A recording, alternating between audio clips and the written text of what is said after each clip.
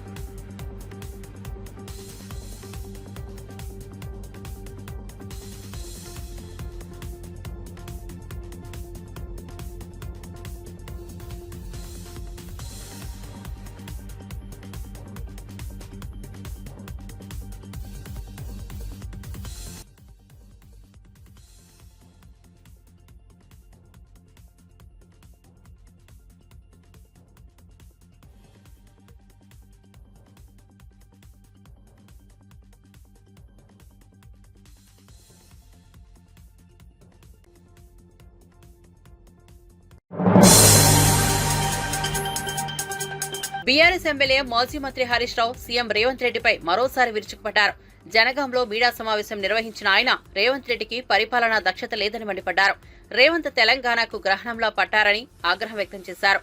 సీఎంకు ముందుచూపు లేదని, ఈ ఏడాది రాష్ట్ర వ్యాప్తంగా విస్తారంగా వర్షాలు పడి ప్రాజెక్టులు నిండిపోయినప్పటికీ ఆ నీటిని ఒడిసి పట్టే పని చేయలేదని విమర్శించారు. దేవహదుల పంప్ హౌసులను 33 రోజుల పాటు బంద్ చేయడం వలన ఆ నీరంతా కిందకు వెళ్లిపోయిందని, దాని ఫలితమే వరంగల్లో 1,00,000 ఎకరాల పంట ఎండిపోతోందని అన్నారు. భూములకు క్లియరెన్స్ ఇవ్వాలంటే 20% కమిషన్, మున్సిపల్ అడ్మినిస్ట్రేషన్ డిపార్ట్మెంట్లో అపార్ట్మెంట్లకో గేటెడ్ కమ్యూనిటీలకో పర్మిషన్ కావాలంటే 20% కమిషన్. ఇదంతా 2020 రేవంత్ రెడ్డి ఎవరు కాదంటారు. నీకు 2020 మీద ఉన్న ప్రేమ రైతులకు నీళ్లు ఇవ్వడం మీద లేకపోవడం వల్లనే ఇలా వరంగల్ జిల్లాలో పంటలు ఎండుతా ఉన్నాయి. ఈ పంటలు ఎండడానికి కేవలం కాంగ్రెస్ ప్రభుత్వ వైఫల్యం. ఇదేదో ప్రకృతి వైపరీత్యం కాదు, ఇది కాంగ్రెస్ ప్రభుత్వ వైఫల్యం. ఇది ముమ్మాటికి రేవంత్ రెడ్డి ప్రభుత్వ వైఫల్యం. ప్రకృతి ఈసారి కనికరించింది. పోయినసారి కంటే ఈసారి కాలం మంచిగైంది. వర్షాలు బాగుపడ్డాయి. కృష్ణా నదిలో వేలాది టీఎంసీల నీళ్లు సముద్రంలో కలిసినాయి. గోదావరిలో వేలాది టీఎంసీల నీళ్లు సముద్రంలో కలిసినాయి.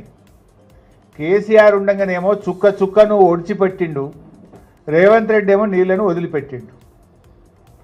కేసీఆర్ గారు గోదావరిలో నది ప్రారంభమైంది అనగానే మోటార్లు ఒక్క సెకండ్ కూడా లేటు కాకుండా మోటార్లు ఒత్తుపిస్తుండే, ప్రతి చుక్కను తెచ్చి రిజర్వాయర్లు నింపుతుండే, చెరువులు నింపుతుండే, వాగులల్లో నీళ్లు వదులుతుండే. ప్రతి చుక్కను ఒడిసిపట్టింది కేసీఆర్ అయితే ఇడిచిపెట్టింది రేవంత్ రెడ్డి. గందుకే తిప్పలైతుంది. వాస్తవానికి కాలం మంచిగా కాగానే, నదిలో నీళ్లు రాగానే నువ్వు మోటార్లు ఒత్తాలనా వద్దా? ఎండాకాలంలో నువ్వు ఓఎండ్ఎం పనంతా చేసుకొని కాంట్రాక్టర్లను సమాయత్తం చేయాల్సిన బాధ్యత ప్రభుత్వందా కాదా? అంటే నీకు పరిపాలనా దక్షత లేదు, లేకిడితనం తప్ప, పిచ్చి మాటలు తప్ప పాలించే దక్షత రేవంత్ రెడ్డికి లేకపోవడం వల్ల ఇవాళ రాష్ట్రానికి ఒక గ్రహణం లాగా పట్టింది ఈ రేవంత్ రెడ్డి. ఎందుకు 33 రోజులు మోటార్లు ఆన్ చేయలేదని నేను అడుగుతా ఉన్నా. ఇప్పుడు కూడా ఏమవుతుంది? అది పాపం మా పల్లారాజేశ్వర రెడ్డి గారు పోరాటం చేసిండు. మంత్రి దృష్టికి, ఇరిగేషన్ సెక్రటరీ దృష్టికి, ఈఎన్సీ దృష్టికి, చీఫ్ ఇంజనీర్ దృష్టికి వెంటబడి ప్రయత్నం చేస్తే మెల్లగా 30 రోజులకు అప్పుడేదో 7 కోట్లు ఇచ్చారు.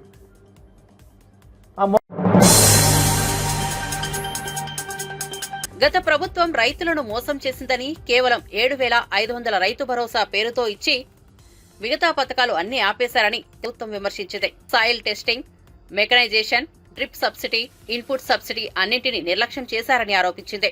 టీడీపీ ప్రభుత్వం ఇచ్చిన మాట ప్రకారం అర్హత కలిగిన ప్రతి రైతుకు కేంద్రంతో కలిపి ఏడాదికి 20,000 అందిస్తామంటూ ప్రభుత్వం హామీ ఇచ్చిందన్నారు.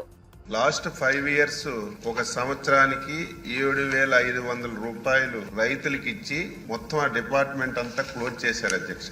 ఒక రైతు వ్యవసాయం చేయాలన్నా లాభసాటిగా పొందాలన్నా ఆ 7,500 సరిపోదు అధ్యక్ష. ఈ రోజు మనం అన్నదాత సుఖీభావ కింద కేంద్ర ప్రభుత్వం రాష్ట్ర ప్రభుత్వం కలిసి 20,000 ఇవ్వాలని చెప్పి నిర్ణయం తీసుకున్నాం అధ్యక్ష. ఈ 20,000 రూపాయలు ఇస్తే రైతుకి ఏం ఉపయోగం ఉండదు అధ్యక్ష. లాస్ట్ 5 ఇయర్స్ అధ్యక్ష ఒక్కటంటే ఒక కార్యక్రమం వ్యవసాయ శాఖలో అమలు జరగలేదు అధ్యక్ష. సాయిల్ టెస్టింగ్ ఆపేశారు, మెకనైజేషన్ ఆపేశారు, రైతుకి అత్యవసరమైనటువంటి స్ప్రింక్లర్ డ్రిప్ ఇరిగేషన్ ఆపేశారు, సొంత ఇన్సూరెన్స్ కంపెనీ పెడతామని చెప్పి 5 సంవత్సరాల్లో ఒక్క సంవత్సరం కూడా ఇన్సూరెన్స్ ఇవ్వలేదు. ఒక సంవత్సరం మన నాయకులు పోడియం దగ్గరికి వెళ్ళి కూర్చుంటే ప్రభుత్వం నుంచి 1 సంవత్సరం ఇచ్చారు తప్ప 1 సంవత్సరం ఇన్సూరెన్స్ ఇచ్చిన సందర్భాలు లేవు. 5 సంవత్సరాల్లో చాలా విపత్తులు వచ్చాయి, సైక్లోన్లు వచ్చాయి, వరదలు వచ్చాయి. ఇన్పుట్ సబ్సిడీ కానీ ఇన్సూరెన్స్ కానీ ఇచ్చిన సందర్భాలు లేవు అధ్యక్ష. మళ్ళీ ఈ రోజు అది కూడా మోసం చేశారు అధ్యక్ష. ఎన్నికల ముందు మేనిఫెస్టోలో మేము 12,500 ఇస్తామన్నారు. ప్రతి సమావేశంలో ఆ రోజు ఉన్నటువంటి నాయకులు మేము రైతు భరోసా కింద 12,500 ఇస్తామని చెప్పి అధికారంలోకి వచ్చిన తర్వాత కేంద్ర ప్రభుత్వం ఇచ్చినటువంటి 6,000 రూపాయలతో కలిసి 12,500 ఇచ్చి మోసం చేశారు. మనం అలా కాదు అధ్యక్ష. మేనిఫెస్టోలో పెట్టాం, ఎన్నికల ప్రచారంలో చెప్పాం. కేంద్ర ప్రభుత్వం రాష్ట్ర ప్రభుత్వం కలిసి 20,000 రూపాయలు రైతు రేపు పెట్టుబడి సాయం కింద అన్నదాత సుఖీభావలో ఇస్తామని చెప్పి స్పష్టంగా మాటించాం అధ్యక్ష. రేపు మేళంలో ఆ కార్యక్రమాన్ని అమలు చేయడానికి గౌరవ ముఖ్యమంత్రి గారు నిర్ణయం చేశారు. విశాఖ ఉక్కును బ్రతికిస్తున్నాం, నిధులు ఇస్తున్నామంటూ కూటమి నాయకులు గొప్పలు చెప్పుకోవడం విస్మయానికి గురి చేస్తోందని వైఎస్ఆర్సీపీ నేత సాకే శైలజానాథ్ మండిపడ్డారు. 800 మంది కాంట్రాక్ట్ ఉద్యోగులను తొలగించేసి చప్పట్లు కొట్టుకుంటూ బాజాలు కొడుతున్నారు. వైఎస్ఆర్సీపీ నేతలు విశాఖ ఉక్కు కోసం పోరాడుతున్నప్పుడు మీరేం చేశారు? ఇది ప్రజాస్వామ్య పాలన కాదు, రాజకీయ ప్రయోజనాల కోసం జరిగే పరిపాలన అని విమర్శించారు. మీ గవర్నమెంట్ లో కూడా అంటే పునర్వ్యవస్థీకరణ తర్వాత ఏర్పడిన నూతన రాష్ట్రంలో కూడా మీరు చెప్పారు నిరుద్యోగ భృతి ఇస్తాను నేను అని. నిరుద్యోగ భృతి, నిరుద్యోగాలకు ఉద్యోగాలు ఎవరికి ఇచ్చారో మీ పార్టీలో వాళ్ళకి అడిగితే చెప్తారు. కానీ నిరుద్యోగ భృతి మీరు ఇవ్వలేదు. ఈ సంవత్సరం ఎన్నికల్లో మీరు జగన్మోహన్ రెడ్డి గారి ప్రభుత్వం పైన ఆ రోజు మీరు కల్పించే అనేకమైన మాయా సత్యకి దూరమైన విషయాలు, అబద్ధాలు, దాంట్లో ఇదొక్కటి. మేము వస్తేనే నిరుద్యోగ యువత అసలుకి అప్లికేషన్లు అడుక్కునే కష్టపడతా ఉన్నారు. ఏ కష్టపడితే ఇట్లా రకరకాల మీరు ఎన్ని మాటలు మాట్లాడారు, రాసుకున్న మాటలు మాట్లాడారు. మీరు 3,000 రూపాయలు ఇస్తా నేను ప్రతి నిరుద్యోగికి అని ప్రకటించారు మీరు. అంటే ఎలక్షన్లో గెలవడం కోసం మా పిల్లల యొక్క మనసులతో మీరు ఆడుకున్నారా? వాళ్ళకి ఆశలు రేకెత్తించారా మీరు? తీరా చూస్తే అట్లే అనిపిస్తుంది. ఒక్క పైసా దాని గురించి పెట్టడం కానీ, ఒక్క పదం దాని గురించి వాడడం కానీ మాకు కనపడలేదే. నిరుద్యోగ భృతి అనేది మొత్తం దాన్ని మర్చిపెట్టే కార్యక్రమంగా చూస్తూ ఉన్నాం. సంపద లేదనే మాట మాట్లాడద్దండి ముఖ్యమంత్రి గారు, అట్లాగే ఆయన డిప్యూటీ సీఎం గారు. మీతో అనేక బీజేపీ వెనకల ఉంటుంది. మీకు అచ్చంగా అప్పుల్లోనే 7,000 కోట్లు మిగిలాయి, 7 లక్షల కోట్లు మిగిలాయి మీకు అచ్చంగా. చాలా అదృష్టవంతులు మీరు. 14 లక్షల కోట్లని మీరు పలుమార్లు చెప్పారు, అన్ని మీటింగుల్లో చెప్పారు. అధికారం వచ్చినాక మీరు ఆర్థిక శాఖ రివ్యూ చేసినప్పుడు చెప్పారు. గవర్నర్ చేత 10 లక్షల కోట్లని ప్రకటించారు. అంటే అన్ని కోట్లే. అట్లాగే బీజేపీలో ఉన్న ప్రెసిడెంట్ గారు పురంధేశ్వర్ గారు 12 లక్షల కోట్లు ఉంటే మీరేం సరిగ్గా మాట్లాడరని ఢిల్లీకి కూడా పోయి వచ్చారు. మొన్న అసెంబ్లీలో మీ మంత్రి ప్రవేశపెట్టిన అప్పుల లెక్కలు చూస్తే 7 లక్షల కోట్లు దాట్లే. అందులో కూడా జగన్మోహన్ రెడ్డి గారు ఇచ్చిన డబ్బులు ఎంత? 3.5 lakh crores. ఆ మధ్య అయితే నాట్ ఈవెన్ 4 lakh crores. కనుక మీ దగ్గర డబ్బులు ఉన్నాయి, అప్పుల్లోనే మిగిలిన్నాయి. మీకు వడ్డీ డబ్బులు కూడా మిగులుతాయి. ఎందుకంటే మీరు వడ్డీ చాలా కడుతున్నాం అంటున్నారు కదా. వడ్డీ కూడా 7 లక్షల కోట్లు మిగిలిపోయాయి. సంపద లేదనే మాట కాదు, మాట మీద నిలకడ లేనితనం తప్ప ఇంకోటి కారణం సంగతి ఇక్కడ నేను గుర్తు చేస్తూ ఉన్నా. దయచేసి నిరుద్యోగ తెలంగాణ ఆర్థిక స్థితి బాగాలేదని రేవంత్ రెడ్డి చెబుతున్న మాటలు అసత్యమని ఎమ్మెల్సీ కల్వకుంట్ల కవిత తీవ్రంగా స్పందించారు.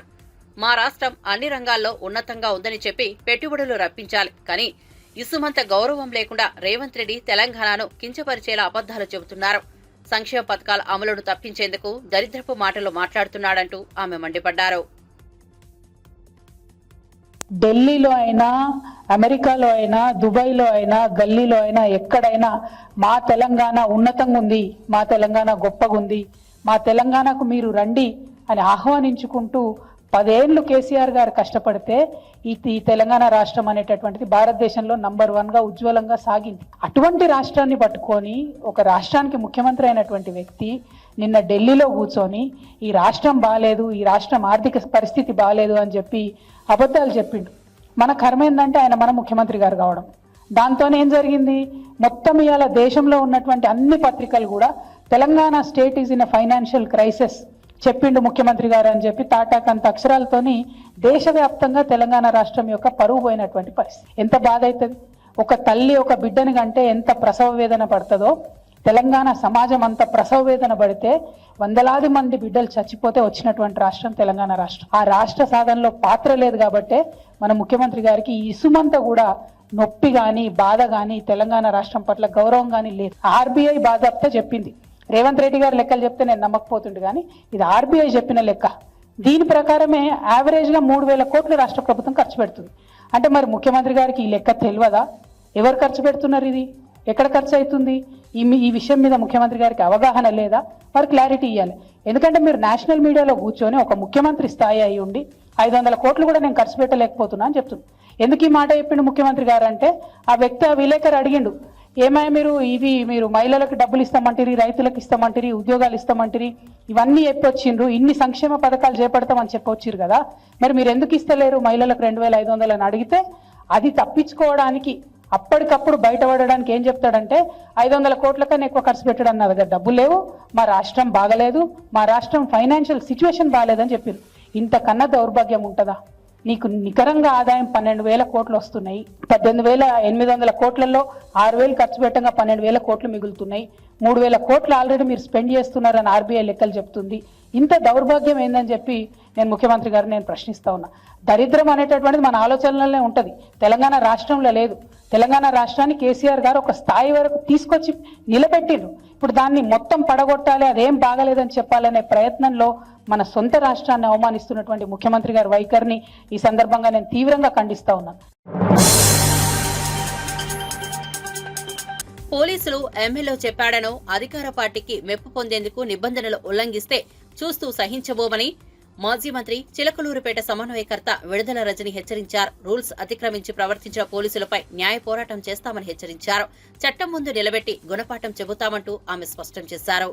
స్పష్టంగా ఇలా ఎమ్మెల్యే చెప్పాడనో ఇంకెవరో చెప్పారనో వాళ్ళ యొక్క టార్గెట్స్ కోసము ఇక్కడున్నటువంటి పోలీసులు అత్యుత్సాహం చూపించి మీరు గనక ఈ విధంగానే వాళ్ళు చెప్పారు వాళ్ళ మెప్పుల కోసం మీ ఉద్యోగాల కోసము ఈ విధంగా గనక మీరు ఈ విధంగా చేస్తున్నారు, మీరు చేశారు. ఇప్పుడు ఈరోజు చెప్పిందే విత్ ఎవిడెన్స్ ఇవన్నీ కూడా మేము కోర్టుకు సబ్మిట్ చేశాము. ఖచ్చితంగా దీని మీద పెద్ద ఎత్తున న్యాయ పోరాటం చేస్తాము. ఖచ్చితంగా ఈ అత్యుత్సాహం చూపించి వాళ్ళ యొక్క మెప్పులు పొంది ఏ విధంగా వాళ్ళ యొక్క రూల్స్ అన్నీ కూడా మర్చిపోయి పోలీసులు వ్యవహరిస్తున్నారో ఖచ్చితంగా మిమ్మల్ని న్యాయస్థానం ముందు ఏదో రోజు నిలబెడతాము. ఖచ్చితంగా చట్టం ముందు మీరు నిలబడి సమాధానం చెప్పుకునేటువంటి రోజు మీకు వస్తుంది. అదే మీకు గుణపాఠం అని తెలియజేస్తున్నాను. అలాగే పోలీసులకు హెచ్చరిస్తున్నాను, మీరు ఇప్పుడు చేస్తున్నటువంటి అంటే ఇది మాకు బాధ అనిపిస్తుంది.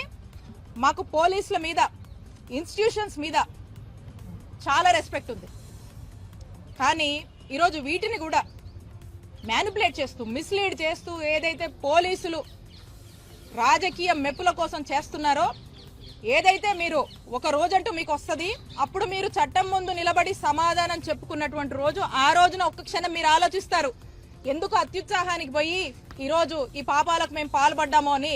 ఆ రోజు మీరు ఒకసారి ఆత్మవిమర్శ చేసుకునేటువంటి రోజు ఖచ్చితంగా వస్తుంది. సరైన గుణపాఠం మీకు చెప్తాము, చట్టం ముందు మిమ్మల్ని నిలబెడతామని చెప్పి పోలీసుల్ని హెచ్చరిస్తున్నాను. భువనగిరి పార్లమెంట్ సభ్యులు చామల కిరణ్ కుమార్ రెడ్డి కేంద్ర మంత్రి కిషన్ రెడ్డి వ్యాఖ్యలపై తీవ్రంగా స్పందించారు. శాంతి భద్రతల దృష్ట్యా తీసుకున్న చర్యలను కూడా రాజకీయం చేస్తారా? కిషన్ రెడ్డి బాధ్యత గల మంత్రి అని గుర్తుంచుకోవాలి. ఆయన తీరు చూస్తుంటే సహచర మంత్రి బండి సంజయ్ బాటలో నడుస్తున్నట్లుగా అనిపిస్తోందంటూ ట్విట్టర్ ద్వారా ఓ వీడియో విడుదల చేశారు. కిషన్ రెడ్డి గారు, మీరు ఒక బాధ్యత గల సెంట్రల్ క్యాబినెట్ మినిస్టర్. మిమ్మల్ని చూస్తుంటే మీ తోటి బండి సంజయ్ గారి వ్యవహారంలో వారు మాట్లాడే విధి విధానాలు, వారు మాట్లాడే స్టైల్ని చూసి మీరు కూడా వారి బాటలో నడుస్తున్నట్టుగా కనపడుతుంది. ఎందుకంటే నిన్న భారతదేశం ఎప్పుడైతే కప్పు గెలిచిందో రాష్ట్ర వ్యాప్తంగా కూడా ప్రజలు సెలబ్రేట్ చేసుకుంటున్నారు. ట్యాంక్ బండి మీద కూడా చాలా మంది అక్కడికి చేరి ఆ విజయాన్ని వాళ్ళందరూ కూడా సెలబ్రేట్ చేసుకున్నటువంటి పరిస్థితి మనం గమనించినాము. ఒక్క దిల్సుఖ్ నగర్ ప్రాంతంలో లా అండ్ ఆర్డర్ ని కంట్రోల్ చేయడానికి తీసుకున్నటువంటి పోలీస్ చర్యలను తప్పుపడుతూ రాష్ట్ర ప్రభుత్వానికి క్రికెట్ గెలవడం మీద ఇంట్రెస్ట్ లేదని ఏదైనా దుష్ప్రచారం చేస్తున్నారో దాన్ని పట్టి చూస్తే మీరు ఒక బాధ్యత గల వ్యక్తిగా ఉండి కూడా కాంగ్రెస్ పార్టీపై దుష్ప్రచారం చేయడంలో భాగస్వామ్యం తీసుకోవడాన్ని తప్పుపడుతున్నాను. మీరంటే మాకు చాలా గౌరవం, మా పార్లమెంట్ సభ్యులందరికీ. కానీ మీరు ఇలాంటి చిల్లర మల్లర రాజకీయాలు చేసి పనికిరాని విషయాలలో ఏదైతే వాస్తవాలు కాదో వాటిని మాట్లాడటాన్ని మేము తప్పుపడుతున్నాం. దయచేసి మీరు ఇటువంటివి మానుకోండి అని కోరుకుంటున్నాను.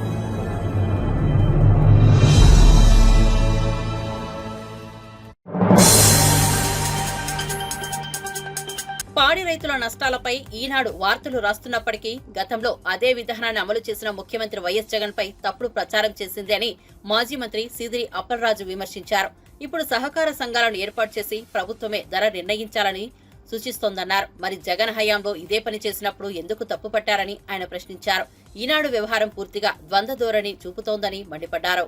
నేటికి లీటర్కు ఆవు పాలు 6 రూపాయల వరకు తక్కువగా ఇస్తుండడంతో 10 లీటర్ల చొప్పున పాలు పోసే రైతులకు నెలకు 1800 రూపాయల ఆదాయం తగ్గుతుంది. నెలకు 1800 అంటే సంవత్సరానికి ఎంత మనం లెక్కేసుకోవచ్చు. మరి అలాగే ఆవు పాలు ఉత్పత్తికి సగటున రోజుకు 30 రూపాయలు ఖర్చు అవుతుందట. సగటున 30 రూపాయలు ఖర్చు అవుతుంటే ఆవు పాలు రైతుకేమో 26 రూపాయల నుంచి 30 రూపాయలు మాత్రమే లభిస్తుందట. ఇది ఈనాడు చెప్పినటువంటి మాట, ఇదేది నేను చెప్పలేదు. అండ్ ఇదే ఈనాడు చాలా మంచి మాట ఇంకోటి చెప్పారు. దీన్ని ఎలాగా ఓవర్కమ్ చేయాలని ఈనాడు మాట చెప్పాడు. చాలా మంచి మాట అండి. దీన్ని ఎలా ఓవర్కమ్ చేయాలట? ప్రభుత్వ ఆధ్వర్యంలోనే సహకార సంఘాలు పెట్టాలట. అందుకే దీన్ని ఓవర్కమ్ చేయడానికి ఆయన చెప్పినటువంటి మాటలు, ప్రభుత్వ ఆధ్వర్యంలోనే సహకార సంఘాలను పెంచి తద్వారా ప్రభుత్వ నియంత్రణలోకి తీసుకొచ్చి ప్రొక్యూర్మెంట్ ప్రైస్ని ప్రభుత్వం దృష్టి పెట్టి ప్రైవేట్ డైరీ పైన కూడా కొంత మానిటరింగ్ చేయాల్సినటువంటి అవసరం ఉంది అని చెప్పి ఈనాడు వారు రాశారు. మరి మనం చేసింది ఏంటండి? ఆ రోజు జగన్మోహన్ రెడ్డి గారు చేసింది ఏంటి? జగనన్న పాలనలో భాగంగా మనం మహిళా డైరీ సహకార సంఘాలు పెట్టాం కదా ప్రభుత్వ ఆధ్వర్యంలోనే. ప్రభుత్వ ఆధ్వర్యంలోనే వాళ్ళకి బల్క్ మిల్క్ చిల్లింగ్ యూనిట్స్ పెట్టించాం కదా, ఆటోమేటెడ్ మిల్క్ కలెక్షన్ యూనిట్స్ పెట్టాం కదా, ఓ సహకార డైరీని మార్కెటింగ్ పార్ట్నర్గా తీసుకున్నాం కదా. దానివల్లే అంతంత ప్రొక్యూర్మెంట్ ప్రైసెస్ పెరిగి రైతులకు మేలు జరిగింది కదా. మరి ఏ రోజైనా ఇదే ఈనాడు పేపర్ ఆ రోజు జగన్మోహన్ రెడ్డి గారి గురించి పాజిటివ్గా రాసిందా? అమూల్కి అమ్మేస్తున్నారు, అమూల్కి ఇచ్చేస్తున్నారు, అమూల్కేమో ఇన్ని వేల కోట్లు కట్టబెట్టేశారు, అమూల్కేమో 100 ఎకరాలు కట్టబెట్టేశారు, అమూల్కు దారాదత్తం, అమూల్ డమాల్ అని ఎన్నెన్ని వార్తలు రాశారు ఆ రోజు. మరి ఈ రోజు ఎందుకు రాయరు మీరు? పాపం ఎంత బాధపడ్డారో పైన రామోజీరావు గారు, ఎంత చింతిస్తున్నారో ఈ వార్తకు పాపం. తెలంగాణ బీజేపీ మహిళా మోర్చా రాష్ట్ర అధ్యక్షురాలు శిల్పారెడ్డి మరోసారి కాంగ్రెస్ ప్రభుత్వంపై తీవ్ర విమర్శలు చేశారు. సీఎం రేవంత్ రెడ్డి కోటి మంది మహిళలను కోటీశ్వరులుగా చేస్తామని పదే పదే చెబుతున్నా 15 నెలల్లో ఎంతమందిని ఆ స్థాయికి తీసుకెళ్లారని ప్రశ్నించారు. కాంగ్రెస్ పార్టీకి మహిళలు అంటే ఇందిరాగాంధీ, సోనియా గాంధీ, ప్రియాంక గాంధీ మాత్రమే. కానీ బీజేపీ మహిళలను కేంద్ర రక్షణ, ఆర్థిక మంత్రులు, ముఖ్యమంత్రులుగా చేసిందంటూ శిల్పారెడ్డి పేర్కొన్నారు. తులం బంగారం ఇస్తామన్న కాంగ్రెస్ ప్రభుత్వం బెల్టు షాపుల మాఫియాకు తలొగ్గిందే, తాలిబొట్లు తెంపిన ఘనత కూడా వీరదే అంటూ విమర్శించారు. మహిళా సాధికారత కోసం కేవలం బీజేపీ మాత్రమే కట్టుబడి ఉందని ఆమె స్పష్టం చేశారు. రేవంత్ రెడ్డి గారు సిగ్గుపడాలి.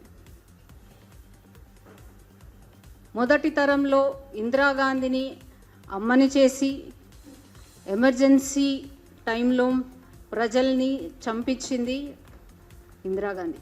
రెండో తరంలో సోనియా గాంధీని అమ్మని చేశారు, తెలంగాణ యువతను బలికొనింది. ఇప్పుడు రేవంత్ రెడ్డి గారు నన్ను అన్నగా భావించమని తెలంగాణ మహిళలకు చెప్తున్నారు. వారిని అన్నగా భావిస్తే మాత్రం వారికి కడుపు కోతనే మిగులుతుందని చెప్పాలి. తెలంగాణ ఆడబిడ్డలకు అండగా ఉంటానన్న ముఖ్యమంత్రి ఢిల్లీలో సోనియమ్మకు మాత్రం బానిసగా మిగిలిపోయారు. మీకు మీరు నరేంద్ర మోడీ గారితో ఎలా పోల్చుకుంటారు అనేది ఇంకా కూడా అర్థం కాని విషయం. నరేంద్ర మోడీ గారికి మీకు పులికి పిల్లికి ఉన్న తేడా ఉంది. ఢిల్లీ పిల్లి రేవంత్ రెడ్డి. నిన్నగాక మొన్న ఇండియా టుడే కాన్క్లేవ్ 2025లో గుజరాత్ మోడల్ని టెస్ట్ మ్యాచ్తో పోల్చారు. అలాగే తెలంగాణ మోడల్ని 2020తోని మ్యాచ్తో మీరే పోల్చారు. అంటే మీరే ఒప్పుకున్నారు టెస్ట్ మ్యాచ్ చాలా రోజులు నడుస్తుంది, ఇక మీద కూడా నడవబోతుంది. మీది వన్డే మ్యాచ్, వన్డేగానే మీ షో మిగిలిపోయే రోజు రానున్న రోజుల్లో ఉంటాయని మీరు ఈ సందర్భంగా తెలియజేస్తున్నాను. రేవంత్ రెడ్డి గారు మహిళలకు ఇచ్చిన హామీలు కొండంత హామీలు ఇచ్చి దాన్ని రవ్వంతా కూడా అమలు చేయకుండా రేవంత్ రెడ్డి గారి పేరుని రేవతి రెడ్డిగా మార్చుకుంటే బాగుంటుంది. అప్పుడే మీకు మహిళల్ని మోసం ఎలా చేశారా అనేది మీకు గుర్తొస్తుందని ఈ సందర్భంగా తెలియజేస్తున్నాను. తులం బంగారం ఇస్తాను అని చెప్పి బెల్ట్ షాపులు పెంచి వారి తాలిబొట్టుని తెంచే విధంగా ప్రయత్నిస్తున్న పార్టీ కాంగ్రెస్ పార్టీ.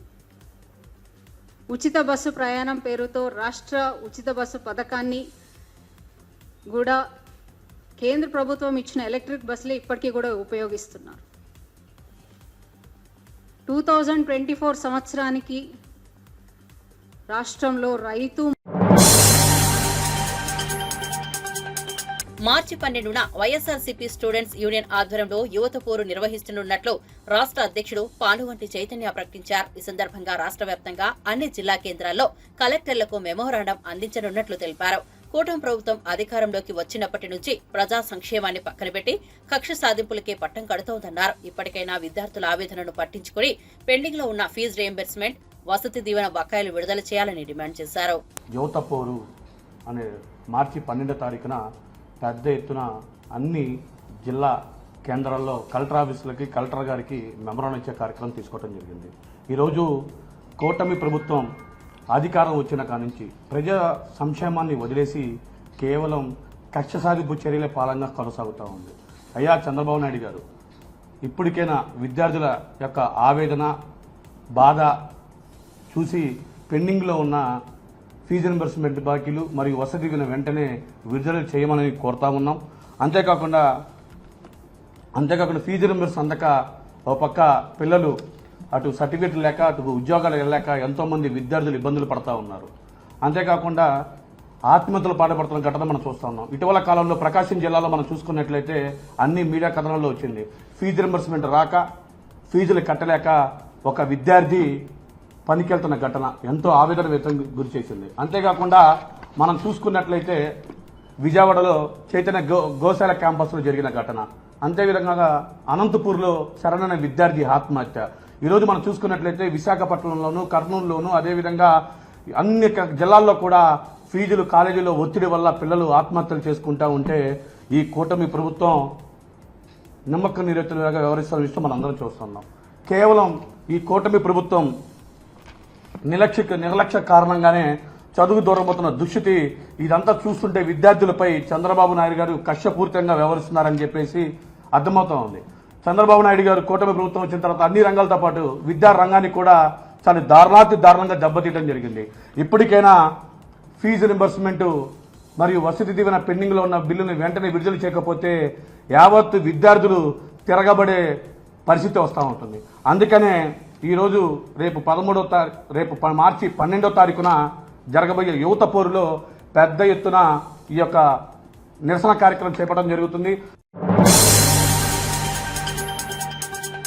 తెలంగాణలో ఎమ్మెల్సీ కోట ఎమ్మెల్సీ ఎన్నికల కోసం నామినేషన్ ప్రక్రియ ముగిసింది. కాంగ్రెస్ పార్టీ తరపున ఎంపికైన అభ్యర్థులు అద్దంకి దయాకర్, కేతావత్ శంకర్ నాయక్, విజయశాంతి నామినేషన్ పత్రాలు దాఖలు చేశారు.